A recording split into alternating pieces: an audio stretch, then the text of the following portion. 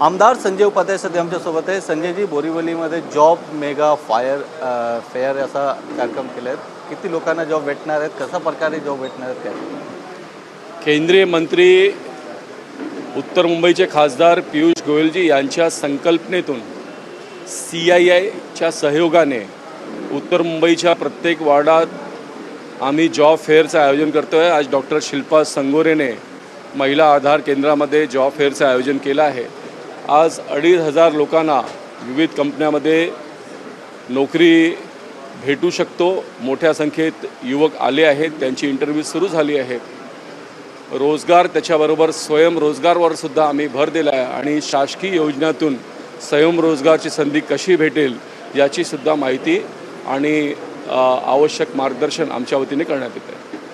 संजय राऊत यांनी टोला लावले आहेत की एकनाथ शिंदे, देवेंद्र फडणवीस यांनाही फोडू शकतात, ऑपरेशन टायगरपासून सावध राहा, असं त्यांनी टोला लावला आहे. काय सांग? मी तर असं म्हणेन की उभाटाचे नेते उद्धव ठाकरेजीने संजय राऊतपासून सावध राहण्याची आवश्यकता होती, पण त्यांनी त्याकडे दुर्लक्ष केलं. त्यांच्या पक्षाची दुर्गती झाली. आता संजय राऊतच्या सल्ल्यावरती महाराष्ट्राचे नेते देवेंद्र फडणवीस यांनी चालण्याची आवश्यकता नाही आहे. देवेंद्रजी सक्षम आहेत. काय करायचं, केव्हा करायचं हा निर्णय ते व्यवस्थित घेतात आणि म्हणून संजय राऊतने आपला सल्ला आपल्यापुरताच मर्यादित ठेवावा. काल संजय दिना पाटील यांनी पत्रकारांना धमकी दिलं होतं. तुम्हाला काय वाटतं, किती योग्य आहे आणि याच्यावर कशा प्रकारची कारवाई होऊ शकत काय? या लोकशाहीमध्ये पत्रकारांची भूमिका फार महत्त्वाची आहे. पत्रकारांना स्वातंत्र्य मिळालंच पाहिजे, ही आमची भूमिका आहे. आम्ही या लोकशाहीमध्ये अटल बिहारी वाजपेयीजी यांना आदर्श मानतो.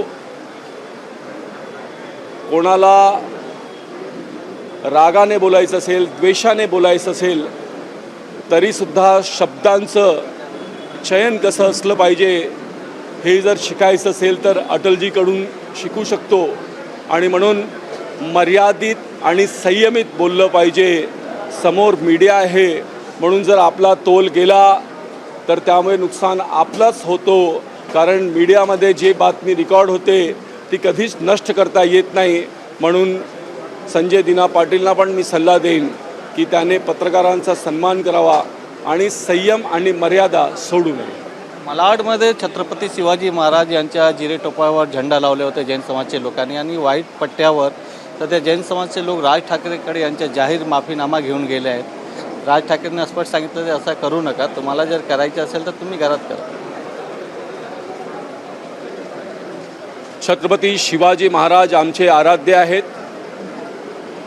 त्यांच्या विचाराने, त्यांच्या आदर्शाने महाराष्ट्रात आणि केंद्रात आमचं सरकार काम करीत आहे. महाराजांचं अपमान हे आम्हाला मान्य नाही आणि जर कुणीही त्यांचा अपमान केला असेल, मग तो कुठल्याही धर्माचा असेल, ते चुकीचंच आहे आणि महाराष्ट्रात हे आम्ही खपून घेणार नाही. लगेच त्या बांधवांनी, जैन बांधवांनी माफी मागितली आहे, पण अशी चूक यापुढे करू नये हेच त्यांना इशारा आहे. तर एक शेवटचा प्रश्न आहे. मालाड बोरिवलीमध्ये एक यात्रेची हत्या झाली आहे. याच्यानंतर सध्या प्रवाशांमध्ये भीतीचे वातावरण, अनेक प्रश्नचिन्ह उपस्थित होत आहेत. तुम्ही काही आश्वासन देणार आणि तुम्ही याबाबत काही अधिकाऱ्यांकडून, पोलिसांकडून माहिती घेणार आहेत की याच्यावर तुम्ही कशाबद्दल झाला होता आणि चाकू कुठून आणलं होतं याबद्दल तुम्ही हे माहिती घेणार? मी सुद्धा लोकल ट्रेनमध्ये रेग्युलर प्रवास करतो. अनेक वेळा लोकलमध्ये धक्का लागला किंवा गेटमधून आतमध्ये शिरायला कोणी अडकवलं तर वाद होतो, शिवीगाळ होते, मारामारी होते. लोक आपलं संयम सोडतात आणि परवा अशीच दुर्दैवी घटना घडली. जोगेश्वरी ते बोरिवली फास्ट ट्रेनमध्ये दरवाजा बंद करण्यावरून वाद झाला. 22 वर्षाचा तरुण मयंक लोहार याच्यावरती दुसऱ्या युवकाने चाकू घोपसून त्याची हत्या केली.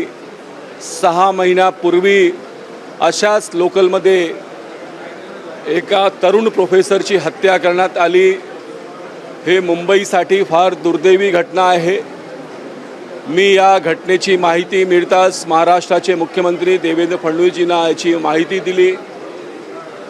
24 तासाच्या आत आरोपी पकडला गेला आहे.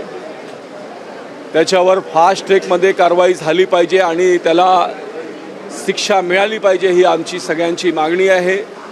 त्याचबरोबर प्रवाशांनासुद्धा विनंती आहे की घरी आपले कुटुंबातील लोक चिंतित असतात, आपली वाट बघत असतात. आपण शिल्लक कारणात वाद इतक्या टोकावर घेऊन जाऊ नये. लोकल ही मुंबईची लाईफलाईन आहे. लोकल शिवाय सामान्य माणसाला मुंबईत पर्याय नाही. आपल्याला प्रवास तर लोकलनेच करायचा आहे, पण हा प्रवास सुरक्षित करायचा आहे. म्हणून जर असं कोण वाद घालत असेल तर मान अपमान साईडमध्ये ठेवून दीर्घ श्वास घ्या, भांडण करू नका आणि असे प्रकार लोकलमध्ये होऊ नये याची काळजी घ्या. व्हिडिओ जर्नलिस्ट अजय मोहितेसह गोविंद ठाकूर, TV9 मराठी, मुंबई.